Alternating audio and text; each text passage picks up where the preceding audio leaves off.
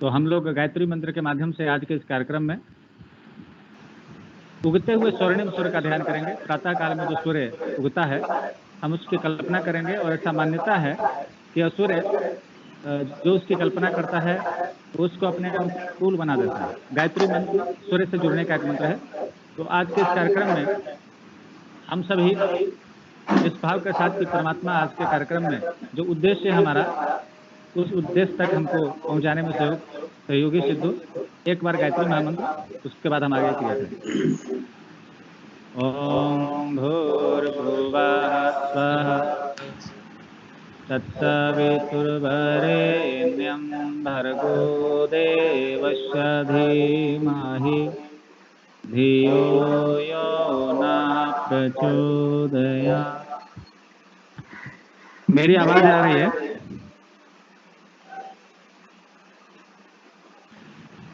आ रही है। अब हम सर से निवेदन करेंगे। अजय अनुराग सर हमारे बीच में हैं, जुड़ रहे हैं? अभी तक नहीं जुड़े हैं। आज का यह कार्यक्रम प्रारंभ हो रहा है।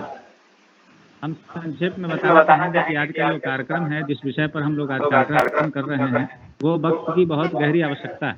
हाँ सर, जुड़ गए हैं जी सर, प्रणाम। हाँ प्रणाम। मेरी आवाज आ रही है? जी आ रही है जी। अच्छा। अब कार्यक्रम को हम लोग जी सबसे पहले तो निवेदन यह है कि जिन लोगों का ऑडियो ऑन है तो अपना मोबाइल या लैपटॉप चेक करें और थोड़ा सा ऑडियो को ऑफ कर लें, क्योंकि कार्यक्रम में डिस्टर्बेंस होगा। और मैडम तारा चौहान और निशांत रंजन से निवेदन यह है कि कार्यक्रम के दौरान अभी बहुत कम लोग ज्वाइन किए हैं, तो कार्यक्रम के दौरान बहुत सारे लोग ज्वाइन करेंगे तो उनको एडमिट कराना पड़ेगा। तो थोड़ा सा इस पर ध्यान रखें, क्योंकि वेटिंग में उनका जाएगा तो उनको एडमिट करा देंगे। ठीक है, अब कार्यक्रम को हम लोग प्रारंभ करते हैं। यह जो दिया न्यू दिल्ली है उसका संक्षिप्त परिचय देंगे। दिया न्यू दिल्ली पिछले 7 वर्षों से दिल्ली में कार्यरत है। अखिल विश्व गायत्री परिवार का युवा संगठन है, डिवाइन इंडिया यूथ एसोसिएशन। इसका उद्देश्य है कि गायत्री परिवार का जो उद्देश्य है उसको युवाओं के बीच में पहुंचाना, और उसमें एक खास उद्देश्य को लेकर हमारा चल रहा है गायत्री परिवार, धरती पर स्वर्ग और मानव में देवत्व। तो वो कैसे होगा? जब तक व्यक्ति जो है यह नहीं समझेगा कि देवत्व को प्राप्त करने का आधार क्या है। उसी क्रम में आज हमारे बीच में अजय अनुराग सर हैं। पिछले 7 वर्षों से हम सर से जुड़े हुए हैं।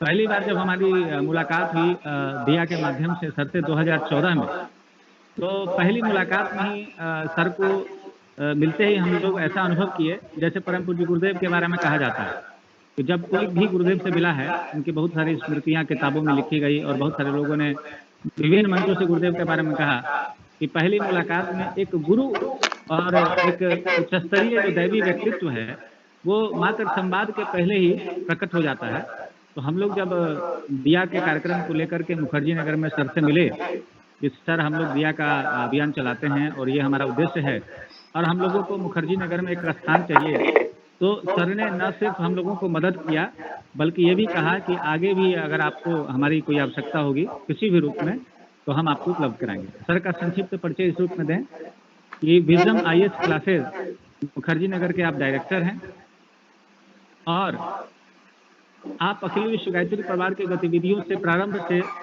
जुड़े हुए हैं। बहुत ही उदार और आध्यात्मिक व्यक्तित्व के हैं। ग्रामीण क्षेत्रों में आपका निःशुल्क शिक्षा का कार्यक्रम चलता है।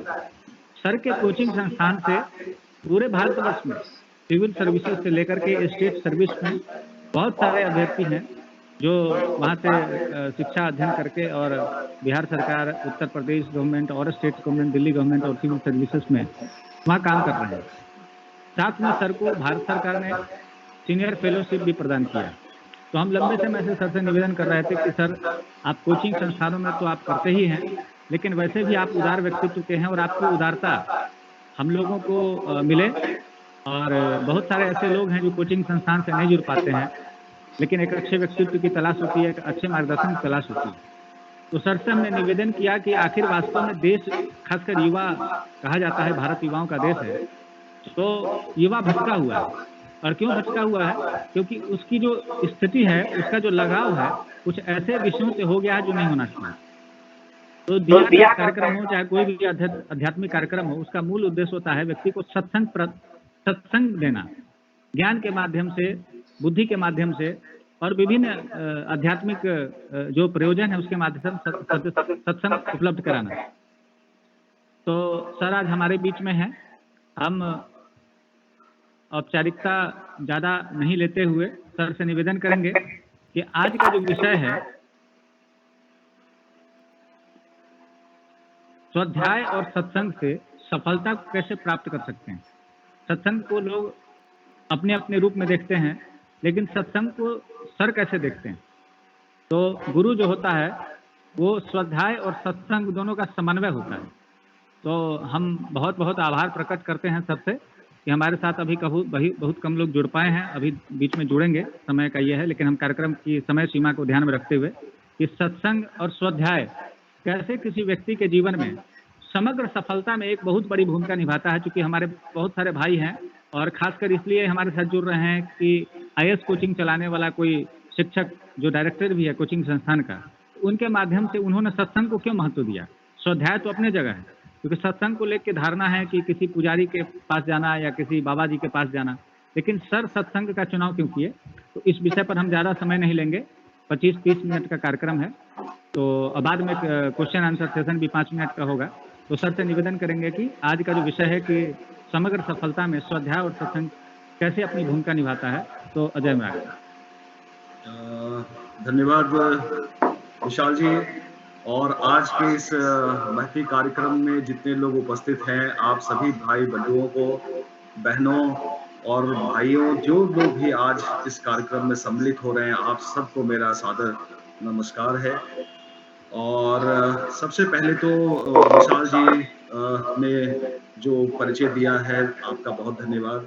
और विशाल जी से मैं क्षमा प्रार्थी भी हूँ, क्योंकि जब ये संवाद की प्रक्रिया शुरू हुई दिया दिल्ली के जरिए, तो इसमें पहला कार्यक्रम मेरा ही लगा था। पहला जो ये जो संवाद रखा गया था, लेकिन मैं ऐसी आपात स्थिति आ गई कि मैं उस कार्यक्रम में सम्मिलित नहीं हो पाया। तो जो लोग अपने दिया परिवार से जुड़े हुए हैं उनसे मैं पहले क्षमा चाहूंगा। लेकिन आज मुझे ये सुअवसर प्राप्त हुआ है कि आप सुधीजनों के बीच मुझे अपने विचार रखने का अवसर मिल रहा है, तो बहुत बहुत धन्यवाद। दूसरी बात ये कि जिस विचार परिवार से हम सब लोग संबद्ध हैं, वो विचार परिवार आज न केवल भारत बल्कि पूरे विश्व में उसका विस्तार हो रहा है, क्योंकि विचार की बहुत बड़ी शक्ति है। और गुरु जी ने, गुरुदेव आचार्य श्री राम शर्मा जी ने स्वयं कहा है कि मनुष्य अपने आप में कुछ नहीं है, बल्कि वह विचार ही है। मनुष्य विचार से ही उभरता है और विचार ना होने पे ही नष्ट हो जाता है। तो गुरु जी को पढ़ते हुए ये जो सत्संग और स्वाध्याय का जो आज हमारा चर्चा का विषय है, पूरा का पूरा ऐसा लगता है कि उन्होंने इन्हीं बातों पर बल दिया कि हम कैसे एक साथ बैठे, एक साथ एक सामूहिकता, सामाजिकता की भावना हमारे अंदर आए, और उससे जो हम संवाद करें, उस संवाद से चेतना का विकास हो। और आज वही विषय रखा गया है जिसपे गुरुजी ने बहुत कुछ कहा है। और खासकर जब हम गुरुजी की चर्चा करते हैं तो पहली बात तो यही कहते हैं कि हम सुधरेंगे तो युग सुधरेगा, हम बदलेंगे तो युग बदलेगा। और ये हम सुधरेंगे या हम बदलेंगे, इसका जो विचार बिंदु है वो इसी बात से इसकी शुरुआत होती है कि पहले हम एक जगह सामूहिक रूप से मिलें, बैठे, संवाद करें, विचारों का आदान प्रदान करें, और तभी हमारे अंदर वो चेतना आएगी, और तभी हम स्वयं भी बदलेंगे और साथ ही साथ इस युग को भी बदल पाएंगे। तो पहली चीज तो यही है कि आज जिस विषय पर हम संवाद कर रहे हैं वो विषय वस्तुतः आचार्य पंडित श्री राम शर्मा जी ने उस पर, गुरुदेव ने जो इतना सब कुछ कहा है, वहीं से वो बातचीत और वो विचार का सिलसिला शुरू होता है। दूसरी बात ये है कि मेरे परिचय में तो विशाल जी ने कई सारी बातें कही। मैं मुख्य रूप से शिक्षक हूँ और सिविल सेवा के लिए अध्ययन अध्यापन करता हूँ। तो आप समझ सकते हैं कि एक शिक्षा का क्षेत्र है वो। अध्यात्म और शिक्षा आज अलग-अलग हो चुका है, लेकिन अगर सही मायने में देखा जाए तो अगर हम सही तरीके से शिक्षा, अध्ययन, अध्यापन और स्वाध्याय करते हैं, तो हम कहीं न कहीं आध्यात्म से भी जुड़े हैं, आध्यात्मिक कार्य हमारा है और उसी आधार पर मेरे जो अनुभव हैं और जो जीवन से मैं सीखता हूँ और अपने छात्रों के बीच जो संवाद करता हूँ, उसी आधार पर मैं अपने कुछ विचार आपके साथ रखना चाहूँगा। और इस विषय पर जो आज का विषय है, जैसा कि मैंने आपसे कहा कि ये विचार पूरे गायत्री परिवार का ही मूल विचार है, जो आज का विचार है कि सफलता का पर्याय सत्संग और स्वाध्याय। मित्रों, जो पहली बात है, वो ये है कि हम अध्यात्म को किस रूप में लेते हैं और साथ ही साथ जीवन में अध्यात्म की भूमिका क्या है। एक पहली शुरुआत जो प्रारंभिक विचार बिंदु है वो तो यही है, क्योंकि जब भी हम कुछ ऐसे विषयों पर बात करते हैं तो सीधे उसका संबंध अध्यात्म से जुड़ जाता है। और फिर कई बार और खासकर आजकल हमारे जीवन में एक धारणा सी बन गई है कि अध्यात्म जो है वो हमें भौतिक जीवन से दूर ले जाता है। अध्यात्म हमें भौतिक जीवन से विराग पैदा करता है और ये अभी उचित नहीं है। अगर भौतिक जीवन से हमें वितराग हो गया, हमें अलगाव हो गया, तो हम इस जीवन की कठिनाइयों और संघर्षों में भला सफल कैसे हो पाएँगे? और इसीलिए हम एक ढंग से जीवन की समस्याओं को देखते हुए हम एक शुतुरमुर्ग नीति जो कही जाती है, जैसे शुतुरमुर्ग अपनी रेत में अपनी गर्दन छुपा लेता है और ये मान लेता है कि वो समस्याओं से बच गया है। उसी तरीके से आज हमारी एक सामान्य प्रवृत्ति बन गई है कि हम इसे अध्यात्म के नाम पर, बौद्धिक चर्चाओं के नाम पर या धार्मिक संगठन के नाम पर ऐसे संगठनों, ऐसे गतिविधियां, ऐसे संवाद, ऐसे सत्संग से प्राय अपने को हमने काट लिया है। और आज हमारे जीवन में जो एकाकीपन है, जिससे हम सब लोग परिचित हैं, भली-भांति इसे इसे हम आज महसूस कर रहे हैं कि कहने के लिए हमारे जीवन में 5,000 10,000 मित्र हैं, खासकर वर्चुअल दुनिया में हमने हज़ारों, लाखों मित्र बना लिए हैं। लेकिन ना कोई परस्पर संवाद है, ना कोई विचारों का आदान-प्रदान है और ना ही कुछ ऐसा है जिससे जीवन की वास्तविक सफलता सुनिश्चित हो सके। और जहाँ से जीवन की प्रेरणा मिलती है उसे हमने आध्यात्म, बौद्धिकता, साधु संतों की बातें, सत्संग ये कह के हमने उसे आज खारिज कर दिया है। और यही वजह है कि आज जो लोग तथाकथित सत्संग करने वाले लोग हैं वो भी ऐसे ही बस भजन कीर्तन और अपने मनमाना हमारे साहित्य की व्याख्या, हमारे धर्म दर्शन अध्यात्म की व्याख्या मनमाने तरीके से कर रहे हैं और उनका भी काम चल रहा है और हम उसे बिल्कुल अपने आप को हमने अलग कर लिया है। ऐसे समय में जब हम सत्संग और स्वाध्याय की बात करते हैं, तब हमें इस बात का बल्कि एहसास होता है, इस बात की अनुभूति होती है कि जीवन में हमारे जिस चीज़ की आज एक जो सबसे बड़ी चीज़ की जो अनुपस्थिति है, सबसे बड़ा जो हमारे जीवन में अभाव है, वो यही है सत्संग और स्वाध्याय।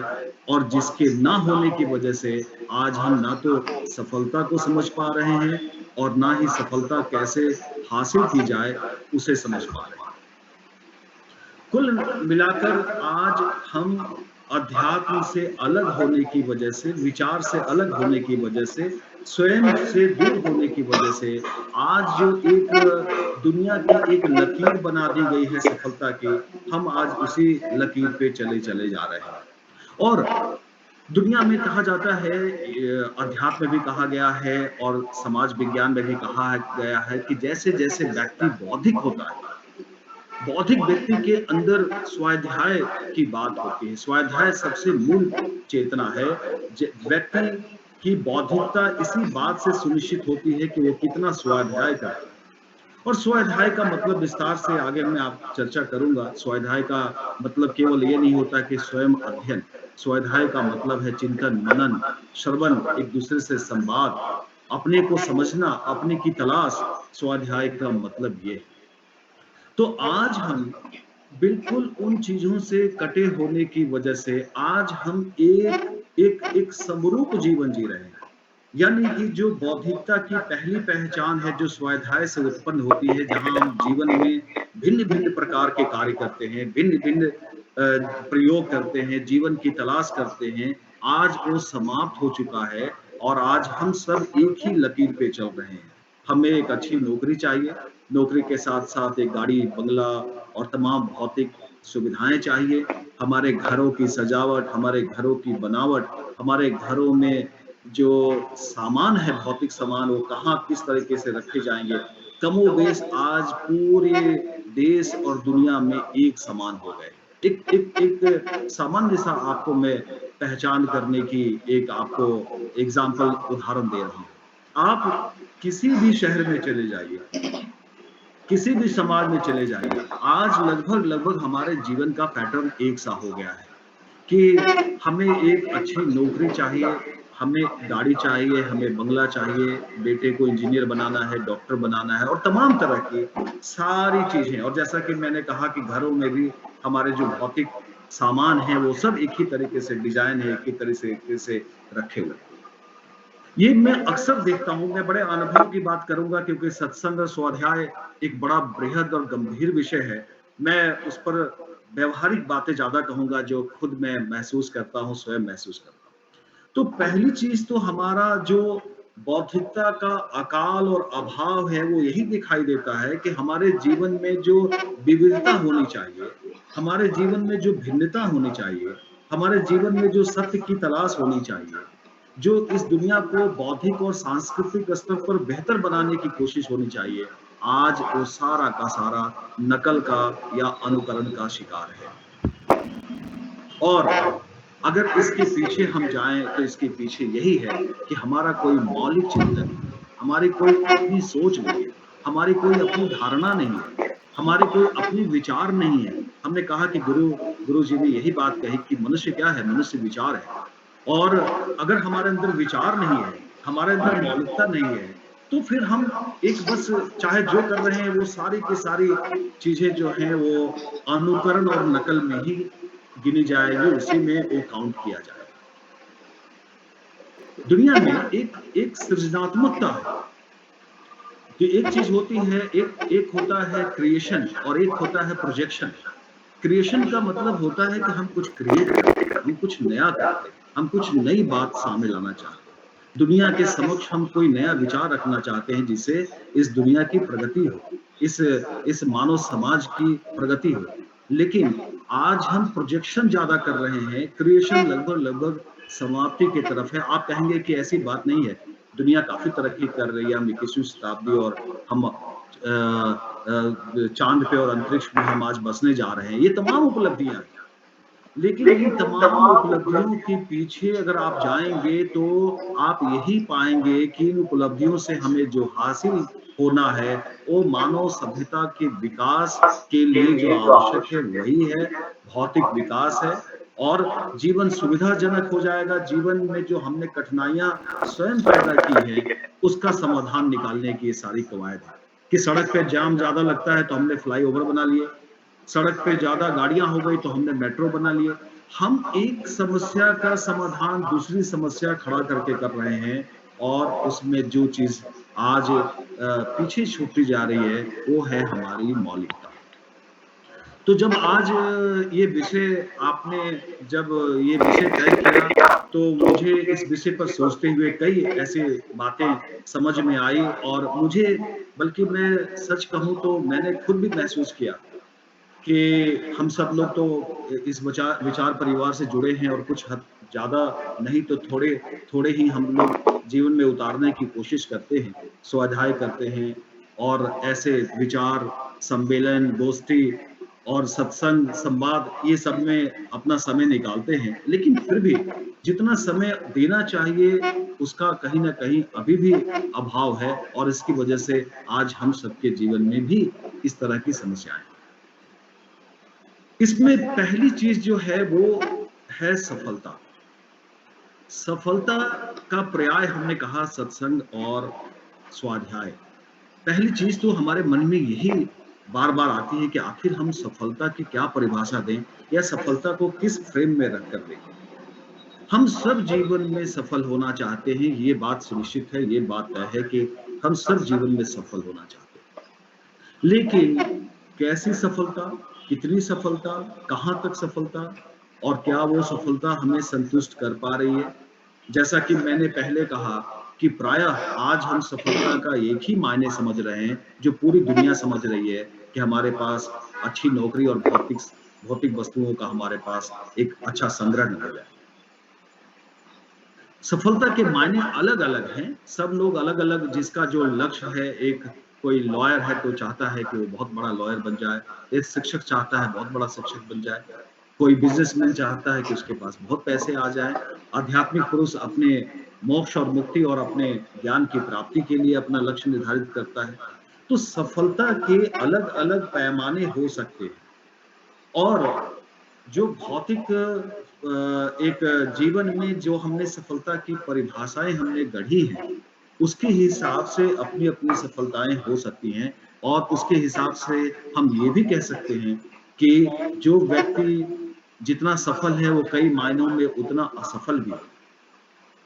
और मैं देखता हूं कि आप खुद भी देखते हैं कि कई सफल व्यक्ति के बारे में हम चर्चा करते हैं, अगले दिन उस व्यक्ति के बारे में ऐसी सूचना आती है कि हमारी सारी धारणाओं की इमारत जो है वो बिल्कुल ढह जाती है। हम उसके बारे में कैसी कैसी धारणा बना के रखते हैं, और अगले दिन, बल्कि किसी कवि ने ये कहा कि आज जो सफल है वो संदिग्ध है। मुझे ये बात बहुत पसंद आती है कि आज की तारीख में जो सफल है वो संदिग्ध है।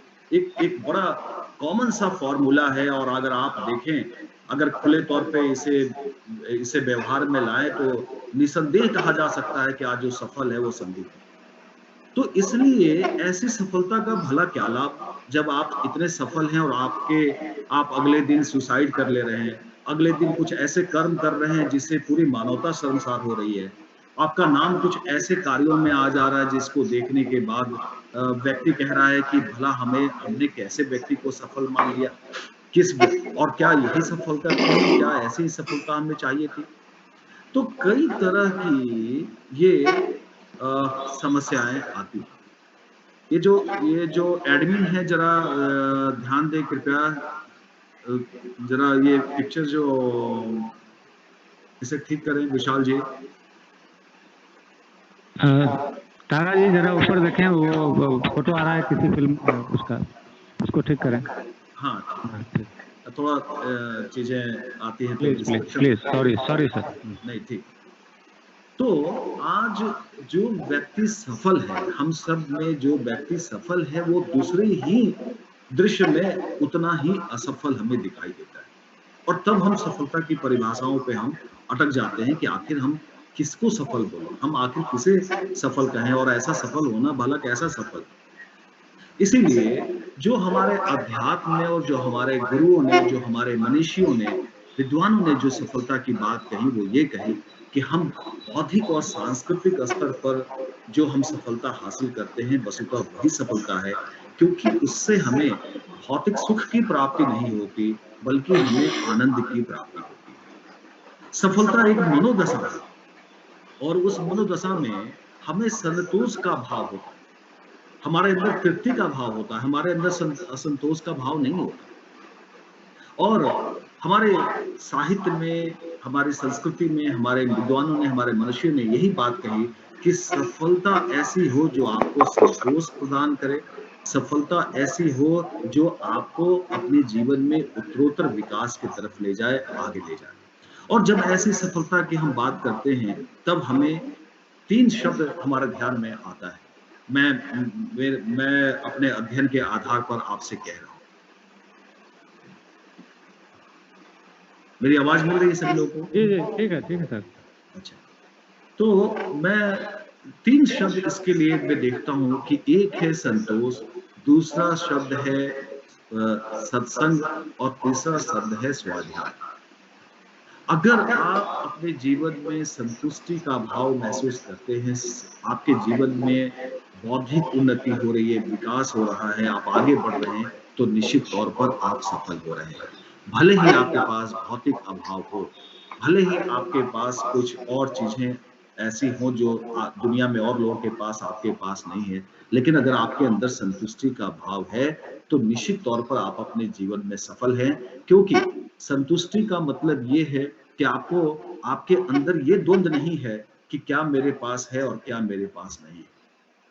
एक समरसता की बात कही जाती है शास्त्रों में, ग्रंथों में समरसता की बात कहते हैं कि जीवन में जब हम समरस हो जाते हैं, तब हमें संतुष्टि की प्राप्त होती है, तब हम आनंद की अनुभूति करते हैं। और सुख और आनंद में यही अंतर है। सुख जो है वो सांसारिक है। हम अपने इच्छित चीज़ों की प्राप्ति कर लेते हैं तो हमें सुख की प्राप्ति होती है। आईएएस बनना चाहते हैं, आईएएस बन गए, सफल बिज़नेसमैन बनना चाहते हैं, बन गए, सुख की प्राप्ति होती है। धन संपत्ति चाहते थे वो मिल गई, गाड़ी खरीदना चाहते थे खरीद लिया। लेकिन सुख की एक सीमा ये है कि सुख क्षणिक है। सुख जो है वो महीने, 2 महीने, 6 महीने उसकी एक सीमा है, उसके बाद फिर जीवन में आपके अंदर वही अभाव और उसकी बेचैनी आपके अंदर फिर से पैदा हो जाती है। लेकिन सुख से एक ज़्यादा व्यापक शब्द जो है वो है आनंद, और जब हम आनंद की दशा में आते हैं, तब हमें ऐसे अभाव और द्वंद की स्थिति नहीं होती, तब हम जीवन में जहाँ हैं, जैसे हैं, अपने मिजाज में और अपने तरीके से रहते हैं।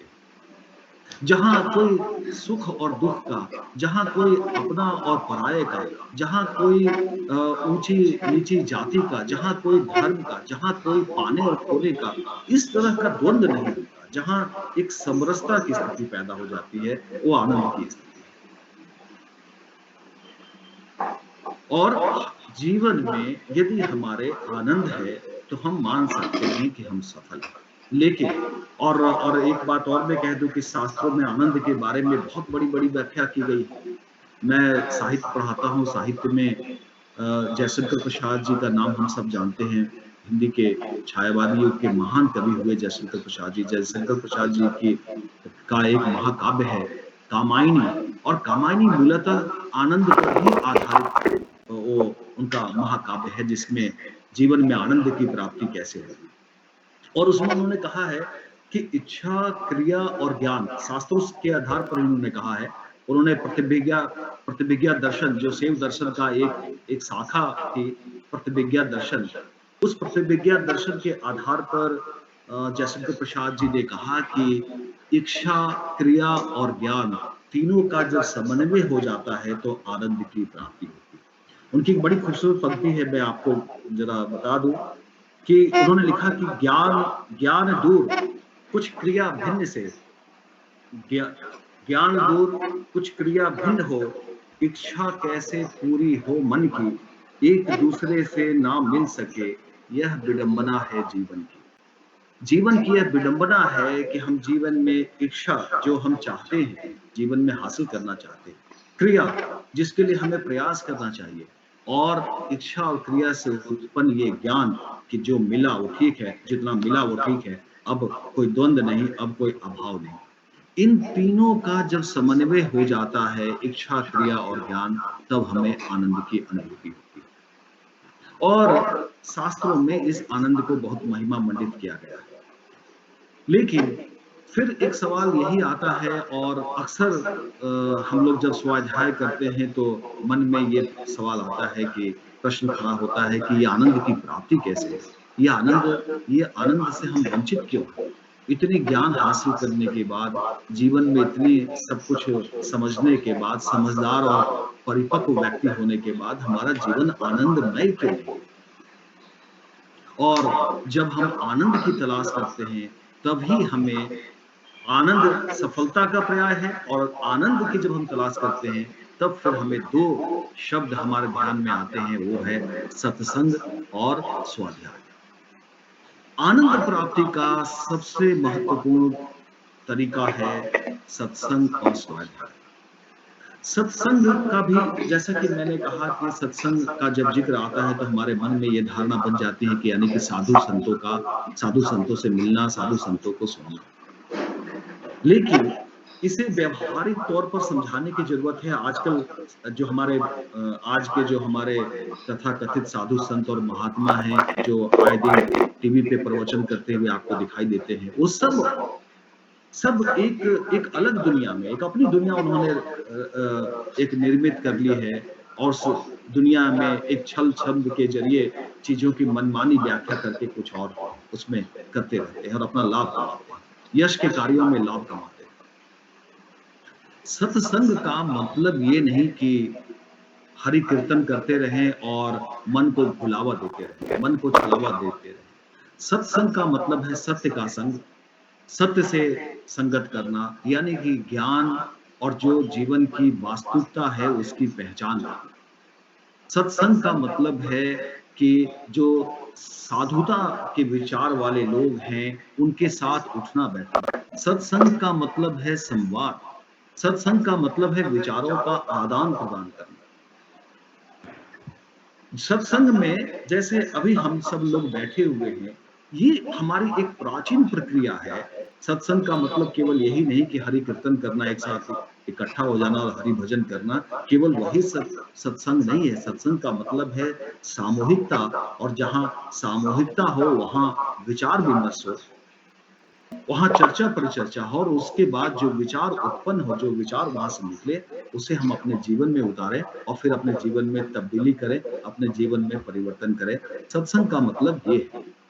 और सत्संग की सबसे अनिवार्य शर्त ये है कि वहां हम निरंकार भाव से उपस्थित हों, जहां हमारे अंदर कोई अहंकार ना हो। आज हम सब लोग संवाद कर रहे हैं, अगर इसमें हमारे अंदर ये अहंकार भाव आ जाए कि मैं बड़ा ज्ञानी व्यक्ति हूं और मैं लोगों का मार्गदर्शन कर रहा हूं, तो फिर ये सत्संग नहीं है। सत्संग में सबसे पहले हमें खाली होना पड़ता है, हमें पहले निरंकार बनना पड़ता है, यानी कि अहंकार से हमें दूर होना। और जब हम खाली होते हैं तब हमारे अंदर विचार भरते हैं, तब हमारे अंदर नई बातें, मौलिक बातें, एक दूसरे के संवाद से उत्पन्न विचार हमारे अंदर आते हैं। हम आपसे कुछ सीखते हैं, आप हमसे कुछ सीखते हैं। और ये जो श्रुति परंपरा है, श्रवण परंपरा है, ये भारतीय वैदिक परंपरा है। पहले लोग दूर दूर तक, आपने देखा होगा कुंभ का मेला इसका एक उदाहरण है कि जहां लोग दूर दूर से इकट्ठा होते हैं और वहां साधु संतों के प्रवचन और सत्संग होता है, जहां से लोग विचार लेकर उत्साह और ऊर्जा के साथ अपने घर वापस लौटते हैं। तो एक सत्संग की जो प्रक्रिया है वो बहुत प्राचीन प्रक्रिया है, जहां लोग विचार लेकर, और ये जिस तरीके से हम अपने जीवन में अपने नित्य क्रिया करके अपने को स्वस्थ और स्वच्छ और सुंदर बनाते हैं, वैसे हमारे बौद्धिक जागरण के लिए, हमारी बौद्धिक ऊर्जा के लिए ये बेहद जरूरी है कि हमारा सत्संग भी हो। हम ऐसे साप्ताहिक मिलन करें, बातचीत करें, इकट्ठा हो, सम्मेलन हो, गोष्ठी हो, विचार हो। आज ये सब चीजें या तो समाप्त हो रही हैं या तो केवल खाना पूर्ति के लिए रह गई हैं। हम वहां जाते हैं, थोड़ी सी चर्चा पर चर्चा होती है, विषय क्या है, क्या मुद्दा है, उससे किसी कोई मतलब नहीं, उपस्थिति हो गई, चाय पानी और तमाम तरह के खाने पीने का भी आयोजन होता है, वो सब हुआ, फिर हम अपने घरों को लौट जाते हैं और एक दूसरे के साथ सत्संग ना करके संपर्क बनाते हैं कि हमारा लाभ कैसे मिलेगा, हम कैसे एक दूसरे का लाभ उठा सकते हैं। और आप सब जानते हैं कि लाभ के संबंध क्षणिक होते हैं, जैसे ही लाभ निकला, लाभ हानि में तो व्यक्ति फिर व्यक्ति नहीं होता, उसके लिए एक वो सामान होता है, उसके लिए एक साधन होता है। और प्राय आजकल बड़े शहरों में या छोटे शहरों में कहीं भी आप जाएं, सत्संग में केवल संपर्क करके एक दूसरे से लाभ लेने की प्रवृत्ति दिखाई देती है, जबकि सत्संग का मतलब है अपने अहंकार का विसर्जन और वहां जाकर एक दूसरे के साथ विचारों का आदान प्रदान। दिल्ली में मैं देखता हूँ एक संगठन है, बहुत पुराना संगठन है, निरंकारी संगठन, उनके सत्संग हमेशा होते रहते हैं। मैंने देखा है हमारे दिल्ली के मुखर्जी नगर में सालाना उनका सत्संग होता है, काफी भीड़ होती है। उसमें मैंने देखा है कि एक दूसरे के लोग पांव छूते हैं, जो निरंकारी संप्रदाय के लोग हैं एक दूसरे के पांव छूते हैं। पहले बड़ा अजीब अजीब भी लगती थी ये बात कि दोनों एक दूसरे के पांव स्पर्श करते हैं, इसका भला क्या मतलब। लेकिन सही मायने में उनका संप्रदाय चाहे जो भी हो, लेकिन उनकी ये प्रवृत्ति उसी प्राचीन सत्संग की परंपरा की ओर इशारा करती है कि दोनों पहले अपने अहंकार का विसर्जन करते हैं, दोनों एक दूसरे का पैर छूते हैं, परस्पर एक दूसरे का पैर छूते हैं। यानी कि मैं आपके सामने कुछ नहीं हूं और आप मेरे सामने कुछ नहीं। दोनों के अंदर ये निरंकार का भाव है। निरंकार मतलब निरअहंकार, यानी कि हमारे अंदर कोई अहंकार नहीं। और यही सत्संग, यही परंपरा पहले हमारे प्राचीन काल से चलती आ रही, जहां ऐसे लोग निकले, इतने महान लोग निकले। क्या पहले सारे लोग अध्ययन करते थे? क्या पहले सब लोग गुरुकुल जाते थे? क्या सब लोग के पास पहले ऐसी बड़ी बड़ी डिग्रियां थी जो आज हमारे पास नहीं? कबीर कौन से पढ़े लिखे थे? सूरदास कौन से पढ़े लिखे थे? गोस्वामी तुलसीदास जी चलिए पढ़े लिखे व्यक्ति थे, उनके पास ज्ञान और शिक्षा उन्होंने ग्रहण की थी, लेकिन उन्होंने जो अपने जीवन में किया वो भी उनका अनुभव आधारित। और कबीरदास जी को तो हम सब जानते हैं, दुनिया में आज उनको पढ़ा जा रहा है। कबीरदास जी ने खुद ही घोषणा की कि मसी कागज छुओ नहीं, कलम गयो ने हाथ। वो खुद ही उन्होंने कहा कि मैंने कागज कलम नहीं छुआ। चारों युग की महात्म मुखे जनाई बात, चारों युग की बात को हमने अनुभव से सीखा है। और कबीर के बारे में जब हम चर्चा करते हैं तो आप सबको मालूम है कि कबीर के ज्ञान का स्रोत यदि कोई है तो केवल सत्संग है और स्वाध्याय है। स्वाध्याय का मतलब स्वयं अध्ययन करना नहीं होता, स्वाध्याय का मतलब होता है चिंतन, मनन, विचार विमर्श। स्वाध्याय का मतलब होता है कि गुणना, सुनना, समझना और फिर अपने अंदर जो परम सत्व का अंश है उसकी तलाश करना, ये है स्वाध्याय।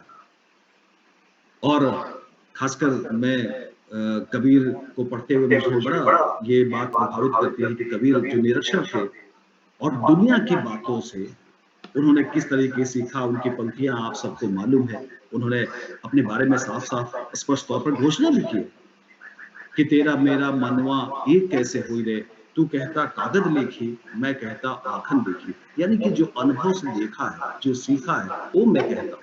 और आज आप देख लीजिए कबीर, सूर, तुलसी, जायसी, मीरा, नानक, रैदास, ये जितने भी हमारे संत हैं, मनीषी हैं, इनकी बातें आज कितनी प्रमाणिक हैं। आज भी दुनिया बदल गई, हम 21वीं शताब्दी में आ गए। ये संत जिस युग में हुए वो मध्यकाल था, लेकिन उनकी बातें इतनी प्रमाणिक हैं, इतनी शाश्वत हैं, आज भी हमारे जीवन में उसकी प्रासंगिकता बनी हुई। और कबीर की बात हम करें या सूरदास, सभी लोग अपने नाम के साथ दास लगाते हैं, सबने अपने आप को दास माना है, उनके अंदर निरंकार का भाव है। और ये जितने भी संत हैं सब ने सत्संग से सीखा है, अपने गुरुओं से सीखा है, या तो स्वाध्याय किया है। सब ने कबीर ने गुरुओं की महिमा पे कितना कुछ कहा है आप सबको पता है। और उनकी एक पंक्ति बड़ी अच्छी है जिसमें कबीर ने ये कहा कि पीछे लागा जाई था लोक वेद के साथी, आगे पे सदगुरु मिलिया दीपक दिया। मैं तो दुनिया के साथ चला जा रहा था, दुनिया के रीति रिवाजों में, ऐसे ही फालतू की चीजों में। आगे सदगुरु मिल गए जिन्होंने ज्ञान रूपी दीपक अपने हाथ में मेरे हाथ में दे दिया और जीवन बदल गया। ये जीवन का जो बदलाव है जिसमें गुरु की सबसे बड़ी महिमा है, ये गुरु हमें सत्संग से ही मिलता है। जब हम ऐसे महापुरुषों से मिलते हैं, ऐसे विचार विमर्श करते हैं, तो हमें ऐसे बड़े लोगों को सुनने का मौका मिलता है, या फिर उनके विचार ही हमारे गुरु बन जाते हैं। कुछ ऐसे विचार आते हैं जो हमारे अंदर प्रभावित कर देते हैं और हम बदल जाते हैं। और एक अजीब तरह का परिवर्तन हमारे अंदर आ जाता है। तो सत्संग और स्वाध्याय में भी यही बात है कि स्वाध्याय का मतलब ये नहीं होता कि हम केवल अपने से पढ़ रहे हैं। अपने से पढ़ना, अपने से अध्ययन करना जीवन का आधार है। अगर आप सभी लोग, मैं न केवल अपनी बात कह रहा हूं बल्कि आप सभी लोगों के बारे में मैं कहना चाहूंगा कि आपने जो भी ज्ञान प्राप्त किया है, जो भी आपके पास है, आज अगर आप उस पर विचार करें तो आप पाएंगे कि लगभग 80% उसका 80% हिस्सा जो है वो स्वाध्याय का है, जो आपने खुद महसूस किया है, स्वयं तलाश किया है, स्वयं अध्ययन किया है। ये जो बाहरी ज्ञान है, ये बाहरी ज्ञान हमारे अनुभव को व्यापक तो बनाता है, लेकिन बाहरी ज्ञान हमारे जीवन को बदल नहीं सकता, परिवर्तित नहीं कर सकता। परिवर्तित करने वाली जो चेतना है वो हमारे अंतःकरण से उत्पन्न होती है और उसका आधार जो है स्वाध्याय है। इसमें एक महर्षि पतंजलि ने एक बात कही है। हम सब जानते हैं कि ईश्वर की प्राप्ति के कई साधन हैं या मोक्ष के कई साधन हैं, जिसमें 3 साधन प्रमुख बताए गए हैं कि या तो हम ज्ञान के जरिए प्राप्त कर सकते हैं मोक्ष, या तो कर्म के जरिए, या तो भक्ति के जरिए। ज्ञान जो ईश्वर प्राप्ति का जरिया है या मोक्ष प्राप्ति का जरिया है, वो भी हमें स्वाध्याय से ही प्राप्त होता है।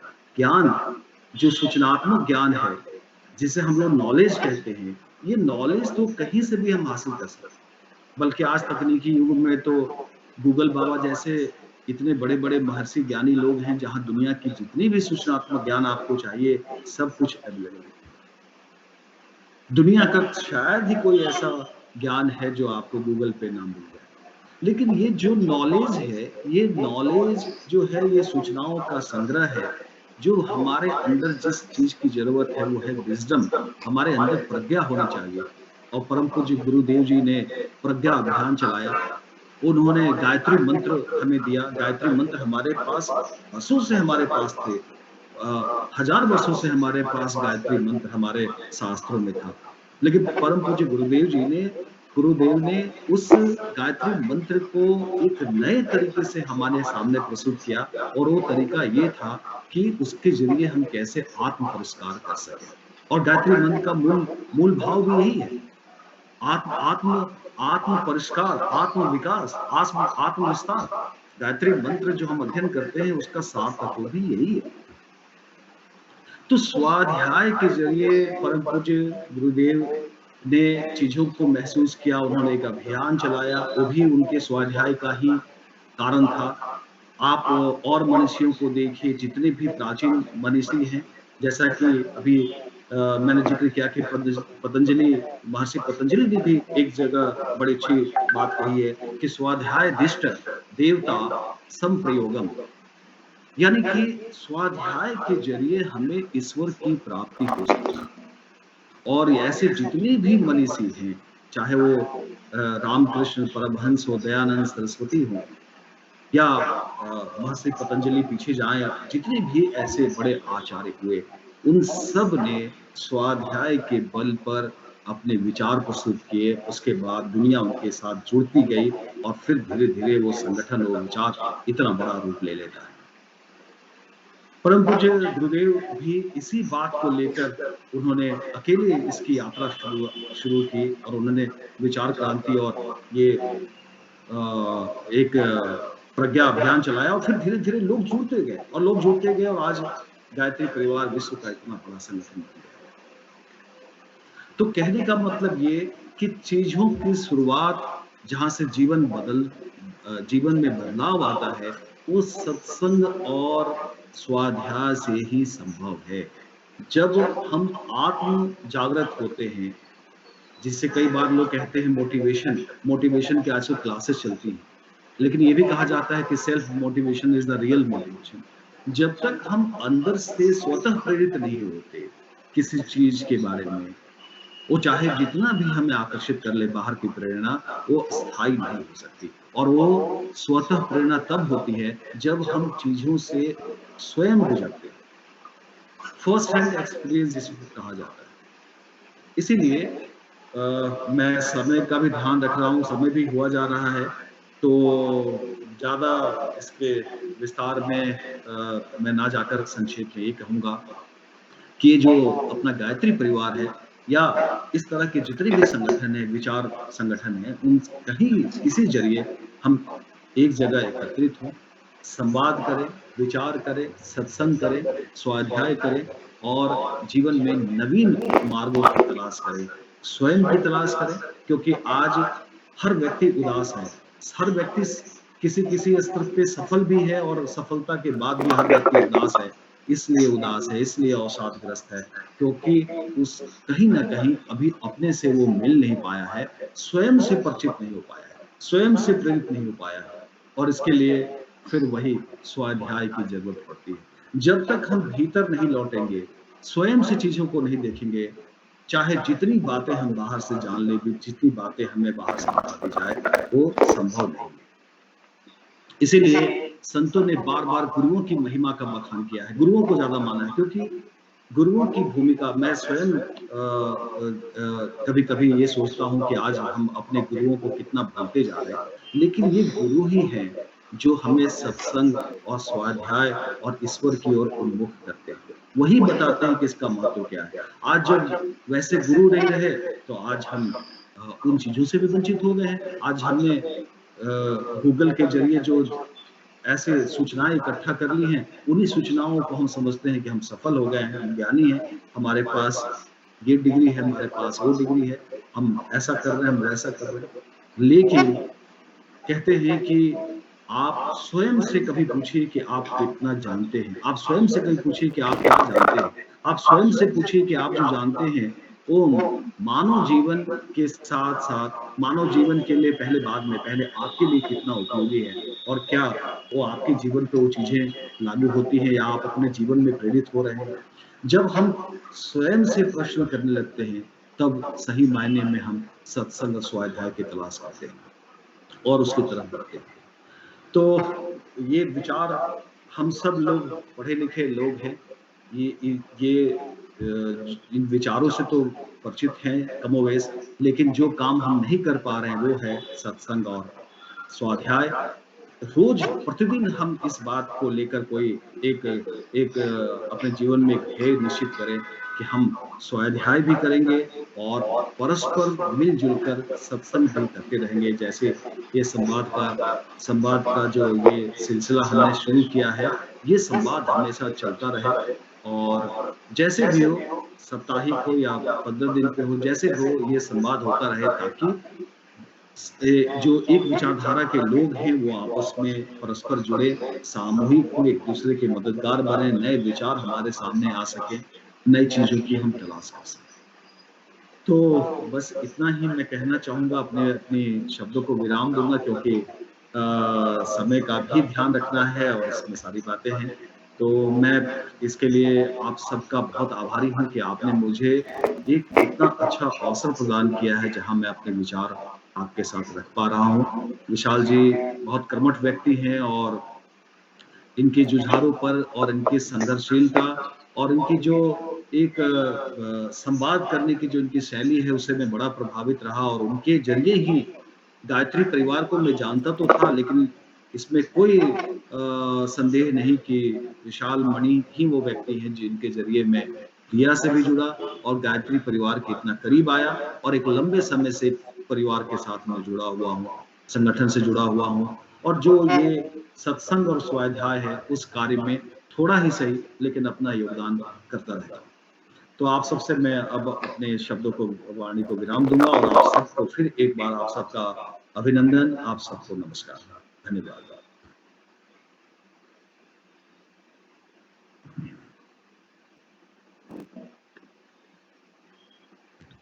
मेरी आवाज आ रही है? हाँ, अब आ रही है। जी जी, बहुत बहुत धन्यवाद सर आपको और बार बार प्रणाम। देखिए, आपने यह जो बात कही कि विशाल मणि जी के वजह से, यह सत्य नहीं है। सत्य तो यह है कि राम कृपा बिनु सुलभ न सोई। आपने किया भी, तो हमारी और आपकी जो मुलाकात है वो राम की कृपा थी। और जैसे आज का जो विषय रहा स्वाध्याय एवं सत्संग, तो सबको पता है कि गुरुदेव का सबसे बड़ा जो दर्शन है वो लिटरेचर पे है। 3200 साहित्य लिखा उन्होंने और आप उस विषय को लेकर के आप आए और सत्संग और स्वाध्याय की बात कही, तो ये ईश्वर की कृपा ही है कि इस विषय पर इस तरीके से अभिव्यक्त करने वाले लोग नहीं हैं। क्योंकि जब तक क्या होता है कि चीज़ों को ठीक से प्रेजेंट नहीं किया जाए तो उसका महत्व नहीं होता है। तो आज के इस कार्यक्रम में चूंकि यह सिलसिला अधूरा रह गया, क्योंकि विषय बड़ा है, तो हम चाहेंगे कि ये इसी विषय पर सीरीज में सर से निवेदन करेंगे, क्योंकि आपका जो कार्यक्रम है, आपका जो रूटीन है बहुत व्यस्ततम है। फिर भी हम चाहेंगे कि ये जो विषय है वो एक सीरीज में, पतंजलि का जैसे 95 सूत्र है, हर सूत्र अपने आप में गहन है, तो ये विषय ही अपने आप गहन है। तो हम चाहेंगे कि आप बार बार हमारे बीच में आए, और एक लाइन के साथ अपनी बात को बढ़ाऊंगा कि बलिहारी गुरुदेव, आपने जो गोविंद दियो बताए, आपने स्वाध्याय और सत्संग को गोविंद के रूप में प्रकट किया है। तो मैं दिया न्यू दिल्ली की तरफ से आपको बहुत बहुत, चूंकि आप तो हमारे संरक्षक और अभिभावक भी हैं, इसलिए आप अलग से हमको नहीं रखें। तो आगे कार्यक्रम को आगे बढ़ाते हुए हमारे यहाँ हमारे बीच में अरविंद निराला जी हैं। अरविंद निराला जी धन्यवाद की, और जो हमारी औपचारिकता है उसको पूरा करेंगे। आप मिनिस्ट्री ऑफ लेबर में हैं और आप यूपीएससी के एस्पिरेंट्स भी हैं। इन्होंने निवेदन किया था कि जब अजय अनुराग सर आए, क्योंकि बहुत लंबे समय से सर आपसे हम लोग प्रयास कर रहे थे, और पहली जो कार्यक्रम था आपसे शुरू होने वाला था, लेकिन किसी कारण से नहीं हुआ। तो ये मिनिस्ट्री ऑफ लेबर में कार्यरत हैं, इनका जैसलमेर मार्केटिंग का ऑफिस है। तो इन्होंने कहा था कि सर के क्लास को हम सुनेंगे, और आगे इन्होंने कहा शांति कुंज और यूपीएससी से रिलेटेड कोई विषय रखा जाए। तो आगे सर से निवेदन करेंगे कि ऐसा भी आप हम लोगों को मौका दें। तो अरविंद निराला जी से निवेदन करूंगा कि आज के कार्यक्रम की जो धन्यवाद ज्ञापन की औपचारिकता है वो 2 से 3 मिनट में करें। अरविंद निराला जी। सभी को नमस्कार, और हमारे अजय अनुराग सर को विशेष रूप से सादर नमस्कार, क्योंकि आज इन्होंने जो अपना बहुमूल्य विचार यहाँ प्रकट किया, इसके बारे में कुछ कहना सूर्य को दिया दिखाने के समान होगा। वैसे आजकल युवा पीढ़ी में जिस प्रकार की समस्या है स्वाध्याय और सत्संग को लेकर, वो उसी प्रकार समझते हैं। एक जैसा बुला लिए साधु संतों के साथ मीटिंग करना, कभी किसी के साथ इस पर व्याख्या करें कि भाई हम सत्संग में जा रहे हैं, कुछ कर रहे हैं, तो उनकी विचारधारा ये कह रहे यार देखो ये साधु बनने चल गया है, इससे क्या होगा, जीवन में पढ़ो ये करो। लेकिन यहाँ ये सच प्रकट होता है कि कितनी भी पुस्तकें मनुष्य पढ़ ले, लेकिन जो आनंद की प्राप्ति है वो स्वयं अंदर होती है, जो जैसा सर ने व्याख्या किया। और आनंद की प्राप्ति के लिए सत्संग और स्वाध्याय एकदम आवश्यक है। तो इतने अच्छे विषय के लिए हम बहुत ही आभारी हैं सर के लिए, और इसके लिए बहुत बहुत धन्यवाद। और आगे भी हम चाहेंगे कि आप हमारे बीच आए और अपने बहुमूल्य विचारों को धन्यवाद। अवश्य, आप सबका बहुत बहुत धन्यवाद। एक विशेष सूचना दूंगा कि हमारा जो कार्यक्रम है वो सारा कार्यक्रम रिकॉर्ड होता है। तो हमारा चैनल है, जहाँ से भी जिनको लिंक मिला है तो उनको आज का कार्यक्रम जो है वो रिकॉर्ड हुआ है, और हमारा सभी कार्यक्रम रिकॉर्ड होता है। तो आपको जहाँ से भी आपको लिंक मिला है या मैसेज मिला है तो आपको यूट्यूब चैनल मिल जाएगा। और प्रत्येक सप्ताह को संध्या में 6:15 बजे हमारा कार्यक्रम होता है, तो आप लोग ज्वाइन कर सकते हैं। और हमारा ईमेल आईडी और आपका ये जो भी सूचना है वो आपको लिंक के माध्यम से मिल जाएगा। सर को पुनः धन्यवाद, और हम निवेदन करेंगे कि आप फिर हमारे बीच में आए, और बड़े भाई की तरह भी आप हमको मार्गदर्शन देते रहते हैं, तो हम लोग का देते रहें। सदैव नमस्कार, प्रणाम।